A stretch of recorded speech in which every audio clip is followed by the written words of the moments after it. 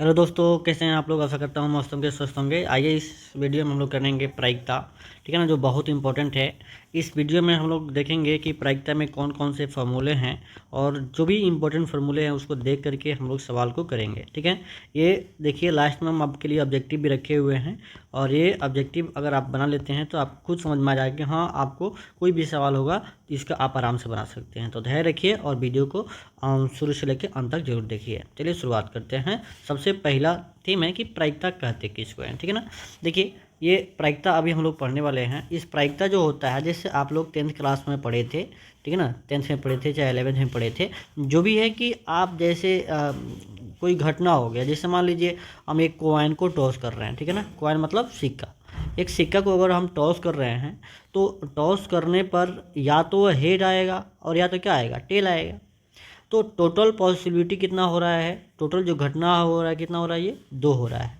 लेकिन अगर हम कहें कि आपको प्रायिकता बताना है हेड की, केवल हेड की प्रायिकता बताना है, तो बताइए हेड कितने हैं, इसमें एक ही है ना, कितने में से, तो आपका 2 में से, यानी प्रायिकता ऑफ हेड कितना आ गया आपका 1/2 हो गया। इसी प्रकार से आपको सबसे पहले पता होनी चाहिए कि प्रायिकता में जो भी घटना घटने वाली है वो पॉसिबिलिटी क्या क्या है। तो सबसे पहले हम लोग यहाँ पे 12th क्लास का जो भी प्रायिकता है उसमें सबसे पहले जानना जरूरी होता है कि सैंपल स्पेस क्या होता है, ठीक है ना। ये सैंपल स्पेस जान जाइए। सैंपल स्पेस जैसे मान लीजिए अभी हम कहें ना कि एक सिक्का को टॉस किए तो आपको हेड और टेल आया, तो जितने भी, ठीक है ना, सेट ऑफ, उसको कह दें, आपको एक बात यहाँ लिखता हूँ, set of total outcomes, total outcomes, जितने भी पॉसिबल आउटकम्स होगा ना उससे हम क्या कहेंगे, सैंपल स्पेस कहेंगे। जैसे आपके सामने लिखे हैं टॉसिंग ऑफ 1 कॉइन, एक सिक्का को अगर टॉस करेंगे ना तो क्या क्या पॉसिबिलिटी बनेगा, तो हेड आएगा और नहीं तो टेल आएगा, तो टोटल पॉसिबिलिटी कितना हो गया आपका 2 हो गया। उसी प्रकार से ये सब आप जानते हैं, इसीलिए हम थोड़ा सा तेज़ी में बताते जा रहे हैं और ये बेसिक है, इसके बिना तो आपका अधूरा है, ठीक है ना। तो देखते रहिए, बाकी हम सब फार्मूला भी जानते हैं कैसे होगा। टॉसिंग ऑफ 2 कॉइन्स के लिए क्या क्या होता है, तो या तो हेड हेड आएगा, या तो हेड टेल आएगा, या टेल हेड या टेल टेल। कैसे आते हैं आपको सब पता होगा क्योंकि आपने 10th क्लास में ये सब जानता होगा। तो टोटल पॉसिबिलिटी कितना हो गया, 4 हो गया, ठीक है ना। अब देखिए टॉसिंग ऑफ 3 कॉइन्स में पता होगा ना, मान लीजिए कि हेड हेड हेड आ गया, या हेड हेड टेल आ गया, या हेड टेल टेल आ गया, या तीनों पे टेल आ गया, या 2 पे टेल और 1 पे हेड, या पहला पे टेल और दूसरा तीसरा पे हेड। तो ऐसे आपका कितना हो गया, ये 8 हो गया। टोटल पॉसिबिलिटी कितना हो जाएगा, 8 हो गया। इसके देखिए जो भी इंपॉर्टेंट है ना, तो आउटकम समझ गए आप, ठीक है, कोई दिक्कत, ठीक है। तो आपको ये आउटकम समझ में आ गया। अब जैसे उसी प्रकार से है, जैसे आपसे हम कह दूं कि टॉसिंग ऑफ डाइस, ठीक है ना, डाइस समझते हैं ना। डाइस आपका जो लूडो का जो खेलते हैं ना, ये लूडो आप खेलते हैं ना, तो उसमें आपका बना होता है 1 2 3 4, ठीक है ना, ये इस पर लिखा होता है 1 2, ये सब जानते होंगे आप उसके बारे में। तो उसमें आउटकम क्या कहते हैं, या तो 1 आता है, या 2 आता है, या 3 आता है, या 4 आता है, या 5 आता है, या 6 आता है। तो टोटल आउटकम कितना हो गया, ये 6 आ गया, ठीक है। तो इस प्रकार से आपको सवाल पहले मिलता था, तो ये तो समझ गए कि भाई ये पता होनी चाहिए। अब रहा बात, जैसे मान लीजिए यहाँ पे कह देगा टॉसिंग ऑफ डाइस में कि आपको इवन नंबर का प्रायिकता क्या होगा, मतलब सम संख्या का। तो यानी पी सम संख्या का प्रायिकता ऑफ सम संख्या, यानी उसको कहते हैं सम, यानी इसको क्या कहेंगे, सम संख्या का, हिंदी में लिख देता हूँ, सम संख्या का क्या होगा प्रायिकता। तो सम संख्या कितने हैं, 1 है, 4 है, सॉरी ये 2 है, 4 है और क्या है 6, यानी 3 है। तो ये 3 अब बाटा कितना हो जाएगा, टोटल कितना है 6। तो आपको काट के 1/2 आ जाता था। तो ये सब 10th में आप पढ़े थे। अब क्या है यहाँ पे हम लोग को क्या ध्यान रखना है, जैसे सबसे पहले कि आपसे पूछा जाएगा कि ई क्या है, तो ई एक प्रायिकता है जिसकी प्रायिकता हम लोग निकालने वाले हैं, ठीक है ना। अब आपको ध्यान रखना है कि प्रायिकता ऑफ घटना ई एक घटना है जिसकी प्रायिकता आपको बताने हैं।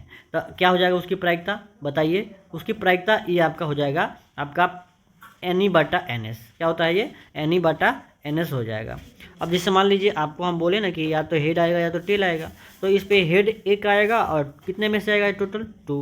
तो ये आपका ये टोटल NS हो गया और जो आपका घटने वाला घटना है ये ऊपर आएगा। ठीक है, जैसे मान लीजिए हम कहें कि आपका हेड आने की प्रायिकता क्या होगी आपको बताने हैं, तो भाई किसकी हम पूछ रहे हैं, तो ऊपर कितना आया है वो ऊपर लिखाएगा और टोटल नीचे लिखाएगा, तो ये हो जाएगा यानी ANE/NS से आपको ध्यान रखना है। कई बार ये ऑब्जेक्टिव में पूछ दिया है, ठीक है ना, देखिएगा नीचे जो ऑब्जेक्टिव कराए हैं ना उसमें आपको ये सब दिख जाएगा।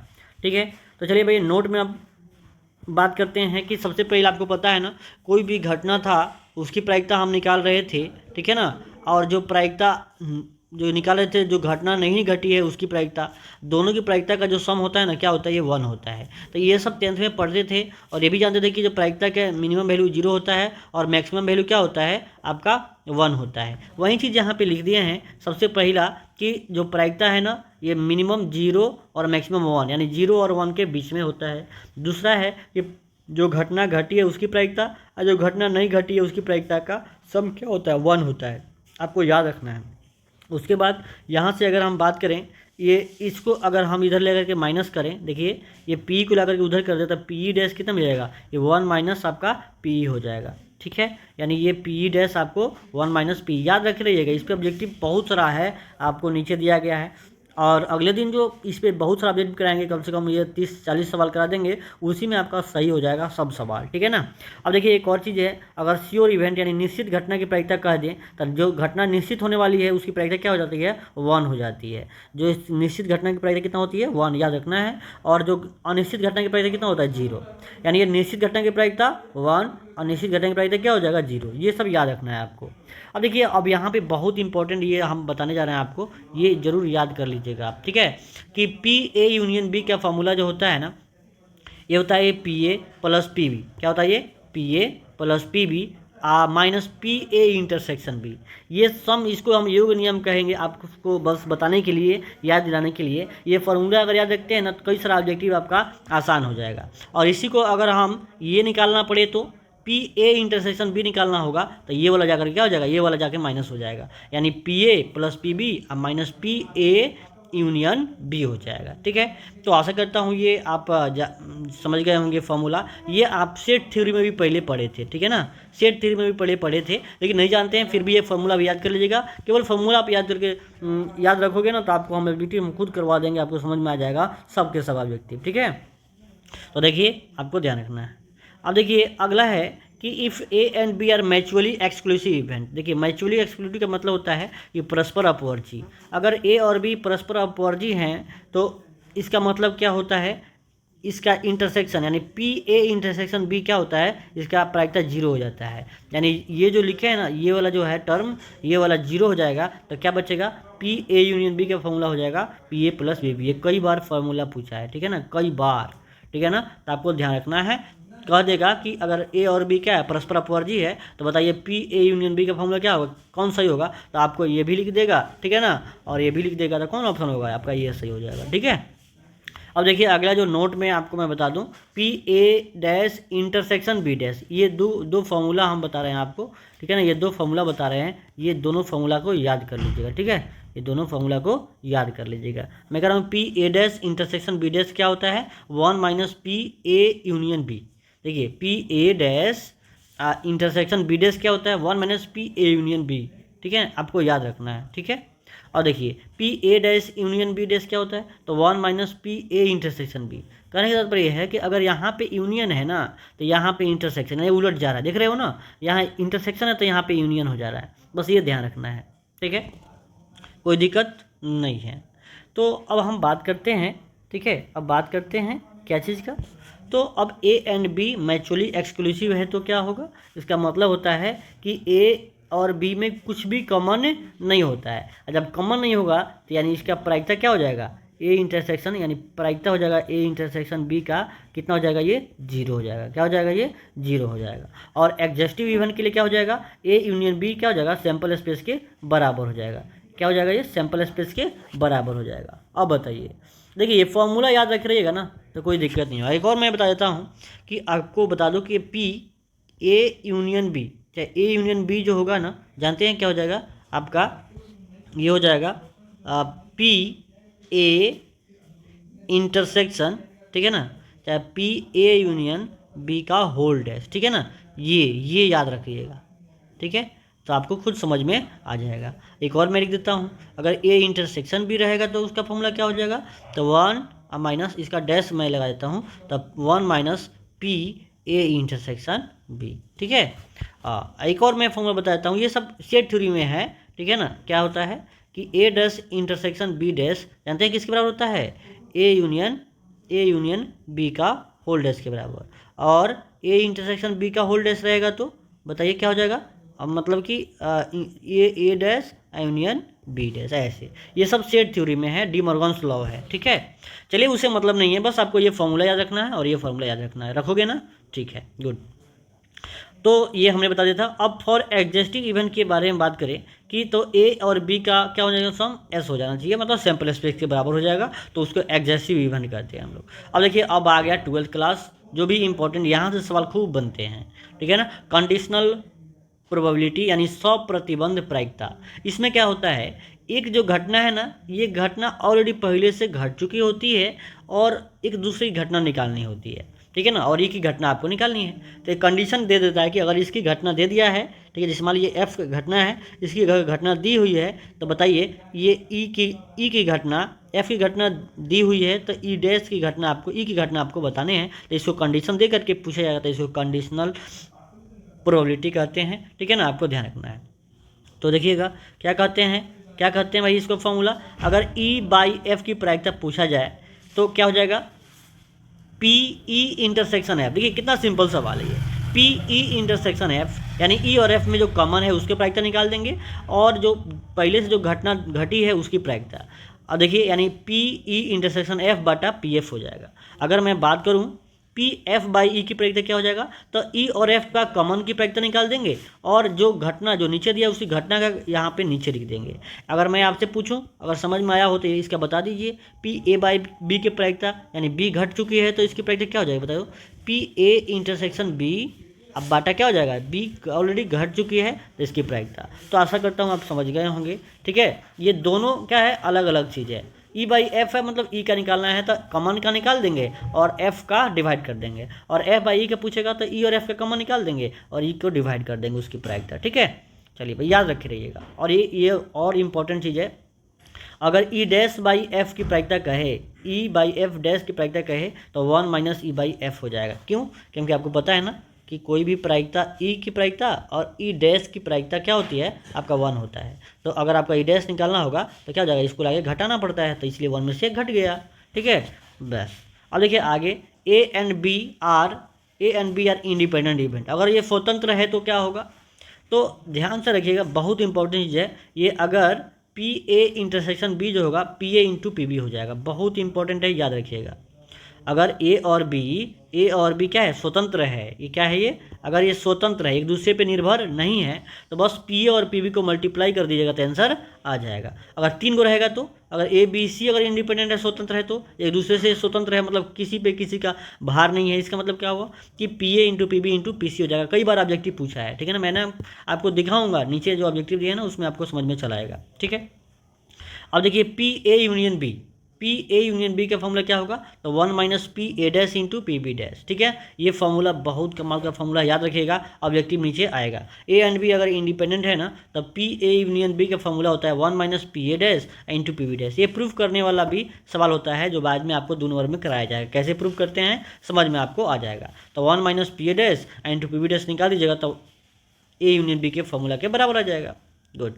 चलिए प्रायिकता के गुणन नियम क्या होता है, जैसे मान लो अभी आपने पढ़ा कि P E intersection F by P F इतना होता है, तो मैं अगर इसकी मैं बात करूं कि पी ई इंटरसेक्शन एफ कितना होगा, तो ये जाकर के इधर मल्टीप्लाई ही ना करेगा जी। तो वहीं इसी प्रकार से यहाँ पे हुआ है कि ए इंटरसेक्शन अगर बी की बात किया जाए तो क्या हो जाएगा, ये P A into P A by B यानी बी बाई ए हो गया है। अरे यहाँ पर मैं समझाता हूँ, आपको बताया गया है कि पी ए बाई बी का जो फॉर्मूला होता है वो क्या होता है, पी ए इंटरसेक्शन बी अब बाटा आपका पी बी। अब देखिए ध्यान से, अब इसको हम इधर ले जाएंगे तो हो जाएगा ये पी बी इंटू क्या जाएगा, पी ए बाटा B equal to P A intersection B. या तो ये होगा, देखिए तो नीचे वाला दिखे ना, पी बी इंटू आपका क्या हो जाएगा, ये P B into A by B, क्या हो जाएगा ये P B into A by B हो गया। और उसके बाद में अगर आपको यहाँ पे अगर पी ए लिखना है तो आपका क्या हो जाएगा ये पी बी बटा ए हो जाएगा। तो इस प्रकार से ये दोनों फॉर्मूला उसी से आया है जो आपने ऊपर ये पढ़ा है, ठीक है। तब पी ए इंटरसेक्शन भी कितना हो जाएगा P A into P B by A, ये प्रायिकता के गुणन नियम होता है, ठीक है। अब थ्योरम ऑफ टोटल प्रायिकता क्या होता है? टोटल प्रोबेबिलिटी का फॉर्मूला होता है, जैसे मान लीजिए E1 E2 E3 En, अगर इसका यूनियन अगर सिंपल स्पेस के बराबर हो रहा है तो अगर ए कोई भी एनी इवेंट है, ए ऑलरेडी इवेंट कोई दिया हुआ है, तो टोटल प्रायिकता का फॉर्मूला होता है, अगर पी ए क्या है उसका पी ए का अगर निकालना है प्रायिकता, ए का प्रायिकता निकालना है तो हम क्या करेंगे E1 की प्रायिकता निकाल देंगे। क्या हो जाएगा ये P E one I into P A by E one, conditional probability लगा देंगे। पी ई वन का निकाला है ना तो P E one I into क्या हो जाएगा ये P A by E one अब plus P E two I into P A by E two अब प्लस डॉट डॉट फिर ई एन का पी ई एन का प्रायिकता और फिर conditional A by E N का प्रायिकता निकाल देंगे, आपका काम हो जाएगा, ठीक है ना। अब देखो इसमें ये हम जनरल लिख दिए हैं एन तक, इसमें 2 भी दे सकता है 4 भी दे सकता है, आपको जिस हिसाब से दिया है उस हिसाब से हम लगा देना, बस फार्मूला आपको ध्यान रखना है। बेस थ्योरम क्या होता है कई बार पूछ लिए जाते हैं, if the E1 E2 and E3 क्या है सिंपल स्पेस है, अगर दोनों में से कुछ भी कॉमन नहीं है ई आई और ए जे जो आपका प्रायिकता है, जो आपका घटना है जिसमें से कुछ भी कॉमन नहीं है एलिमेंट, और ए कोई भी एन इवेंट है, तब पी ई बाई ए क्या होगा, तब P E I into P A by E I अब बाटा sigma I equal to J equal to 1 से लेके एन तक अब पी ई जे की प्रायिकता और पी ए बाई ई जे की प्रायिकता यानी कंडीशनल प्रायिकता निकाल देंगे, ठीक है ना। तो ये सूत्र जब सवाल करेंगे तो ज़्यादा समझ में आएगा। अब ये सिग्मा लगा हुआ है तो सिग्मा का मतलब जानते करते हैं क्या होता है जोड़ होता है, तो ये क्या हो जाएगा जे का जगह पे 1 से लेकर के एन तक जा बढ़ते जाएगा, ठीक है, गुड। अब देखिए जो आप पढ़े हैं ना ऊपर ये सब फार्मूला, अब थोड़ा सा आपको ये 10 सवाल आपको बताना है और आपको खुद समझ में आ जाएगा कि हाँ अगर ये फार्मूला पता रहता तो ये कुछ भी ना हार्ड नहीं है, बड़ा आसान है। जैसे मान लीजिए करें कि पी ए दिया है 7/11, पी बी दिया है 9/11, तब पी इंटरसेक्शन बी दिया हुआ है 4/11, तब पी ए बाई बी क्या होगा, आपको मैं थोड़ा सा बता रहा हूँ। देखिए अभी एक फॉर्मूला आपने पढ़ा है कि पी ए बाई बी का फॉर्मूला, ठीक है, मैं आपको दिखा भी देता हूँ। पी ए बाई बी का फॉर्मूला आपने पढ़ा है, कहाँ पढ़ा है, यहाँ पढ़ा है, देखिए यानी ए बाई बी यानी ई बाई बी, देखिए मैंने लिखा है ना पी ए इंटरसेक्शन बी का अब बाटा पी बी हो जाएगा, ठीक है ना। जो नीचे है ना, जो नीचे है वही नीचे डिवाइड करते हैं, वो घटना घट चुकी है। तो आइए अब आपको समझ में आया होगा कि फार्मूला का मतलब क्या होता है, यानी पी ए इंटरसेक्शन बी निकाल देना है और पी बी से डिवाइड कर देना है, ठीक है ना। अब बताइए दोनों तो दिया हुआ है, ए इंटरसेक्शन बी दिया है 4/11, ठीक है, अब बाटा पी बी कितना दिया है, पी बी दिया हुआ है 9/11, 9/11, 11 कट जाएगा तो 4/9 आपका आंसर आ जाएगा। तो ऑप्शन नंबर क्या है बी, दिख रहा है ना, दिख रहा है ना। तो कितना सिंपल है, अगर फॉर्मूला आप याद करिएगा तो प्रायिकता का जो ऑब्जेक्टिव होते हैं ना बड़ा सिंपल तरीके से बनते हैं, ठीक है। चलिए नेक्स्ट सवाल बना दीजिए, ये बना के दिखा दीजिए कितना होगा। देखिए सब आसान से आसान सवाल है, अगर आपको फॉर्मूला नहीं पता है ना तो फिर सवाल नहीं बनेगा। ये पी ई दिया हुआ है इतना, पी एफ दिया हुआ है और ई यूनियन एफ दिया हुआ है 6/5, तो ई इंटरसेक्शन एफ पूछ रहा है आपसे। एक बात बताइए, आपको तो मैंने बताया है कि अगर ई इंटरसेक्शन एफ आपसे पूछे तो कहें बोले थे ना ये पी ए सॉरी ये पी ई अब प्लस क्या ये पी एफ अब minus P A union sorry E union F आपको घटा देना है, मैंने बताया था ना। 2 फॉर्मूला नहीं पता है तो देखिए यहाँ पे ये 2 फॉर्मूला आपको कहाँ गया, ये 2 फॉर्मूला आपको ध्यान रखने हैं, ये 2 फॉर्मूले योग नियम बोले थे ध्यान रखने के लिए। तो ये वाला पूछ रहा है, ये वाला पूछ रहा है, तो भाई क्या हो जाएगा ये P A plus P B minus P A union B, यानी यहाँ पे घटा देंगे। चलिए तो आप ये पूछ रहा है, तो पी ई दिया हुआ है ना कितना 3/7 और पी एफ दिया हुआ है कितना 5/7 और माइनस घटाना कितना 6/7। तो आपको पता ही है एलसीएम लेना, 7 5 और 3 8 में से 6 गया तो 2/7, देख रहे हैं ना कितना सिंपल है। ऑप्शन नंबर बी, तो समझ में आ ही रहा होगा कितना सिंपल है। फॉर्मूला अगर याद रहेगा तो ये सवाल हार्ड बिल्कुल नहीं है, ठीक है ना, बिल्कुल नहीं है हार्ड। चलिए नेक्स्ट सवाल है, देखिए अगर ए और बी इंडिपेंडेंट इवेंट, मैंने कहा था ना कि अगर ए और बी इंडिपेंडेंट इवेंट है तब पी ए इंटरसेक्शन जो बी होता है ना क्या होता है ये पी ए आई इंटू क्या हो जाएगा पी बी होता है, क्या होता है P A into P B. तो देखिए पूछ भी रहा है यहीं पी ए इंटरसेक्शन बी क्या होता है P A into P B. अब बताओ पी ए दिया हुआ है कितना 0.3, आप पी बी कितना दिया हुआ है 0.4, तो मल्टीप्लाई जब कर देंगे जानते कितना हो जाएगा, ये बताइए कितना हो जाएगा आपका 0.12 हो जाएगा। ऑप्शन में है क्या, ऑप्शन नंबर ए में ही दिया हुआ है, देख रहे हैं ना, 4×3=12 कर देंगे। तो देख रहे हैं ना कितना आसान सवाल है, अगर फॉर्मूला याद है तो। एक if two events A and B are independent event, देखिए मैंने कहा कि अगर ए और बी इंडिपेंडेंट है, तो अभी तो हमने लिखवाया कि अगर ए इंटरसेक्शन बी, ठीक है ना, अगर P A into P B अगर हो रहा है तो इंडिपेंडेंट है वो, तो या तो ये दो के लिए होगा, अगर आपका P A intersection B intersection क्या हो जाएगा सी, क्या हो जाएगा बता दो, ये P A into P B into क्या हो जाएगा, ये पी सी हो जाएगा। लेकिन ये दो के लिए है, तब पी ए, देखो यूनियन दिया हुआ है, यूनियन नहीं चाहिए, इंटरसेक्शन होता है भाई, क्या होता है इंटरसेक्शन, तब पी ए इंटरसेक्शन बी कितना हो जाएगा, ये P A into P B. तो अगर ध्यान नहीं रहेगा तो सवाल गलती होगा नहीं होगा बताओ, तो आराम से ये सवाल आप ध्यान रखना, फार्मूला ही तो है, ठीक है, नहीं विश्वास होता है यहाँ देख लीजिए मैंने लिखवाया है, ठीक है ना। आपका देखिए ए और बी इंडिपेंडेंट इवेंट है, तो क्या हो जाएगा पी ए यूनियन बी कितना हो जाएगा बताओ, तो P A into P B हो जाएगा। बस आगे देखिए, अगला सवाल है कि if P A equal to 1/2 P B equal to 0 then P A by B क्या होगा। तो सबसे पहले पी ए बाई बी का फॉर्मूला लिखिए, तब पी ए बाई बी का फॉर्मूला होता है पी ए, ठीक है ना, पी ए इंटरसेक्शन बी, क्या होता है ये पी ए इंटरसेक्शन बी अब बटा पी बी, यही ना होता है फॉर्मूला ए बाई बी का। अब देखिए, अब कह रहा है कि अगर पी बी 0 है, अगर ये पी बी 0 है तो ए इंटरसेक्शन बी कुछ भी हो, पी बी कितना है 0 है, तो पी ए बाई बी के बारे में तो ऐसे भी समझ में आ रहा है ना कि ए बटा बी क्या होगा, अपरिभाषित हो जाएगा, यानी नॉट डिफाइंड हो जाएगा, समझ में आया ना, ये नॉट डिफाइंड हो जाएगा, समझ में आया ना। तो कितना इजी सवाल है, बस ये फार्मूला बस जो पूछ रहा है ना बस उसको ध्यान रखना है। आगे देखिए, अगला सवाल है 6 नंबर कि if A and B are two event such that P A equal to P B.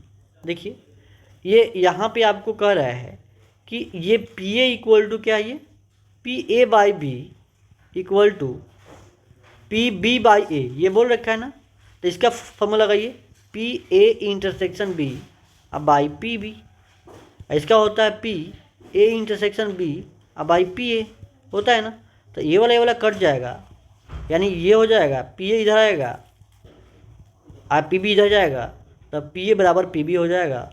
ऐसा कोई ऑप्शन में है क्या, तो देखिए है ऑप्शन नंबर आपका डी, ऑप्शन नंबर डी में दिया है पी ए इक्वल टू क्या पी बी। तो बड़ा आसान सवाल है भाई, आप ध्यान दोगे ना तो हर सवाल कर लोगे। अब देखो आपके सामने यहाँ लिख दिया एक सवाल, ठीक है ना, पी ए और P A dash, P A plus P A dash, मैंने कहा कोई भी प्रायिकता हो उसकी घटना की प्रायिकता और जो घटना नहीं घटी उसकी प्रायिकता का सम कितना होता है 1, तो ये पी ए की घटना और ये जो घटना नहीं घटी उसका सम कितना होता है 1, तो ऑप्शन नंबर क्या हो जाएगा बताइए, जो ऑप्शन हो जाएगा आपका क्या 1, ऑप्शन नंबर बी। कितना सिंपल सवाल है, ठीक है ना, क्योंकि बच्चे इसी में हैरान हो जाएंगे।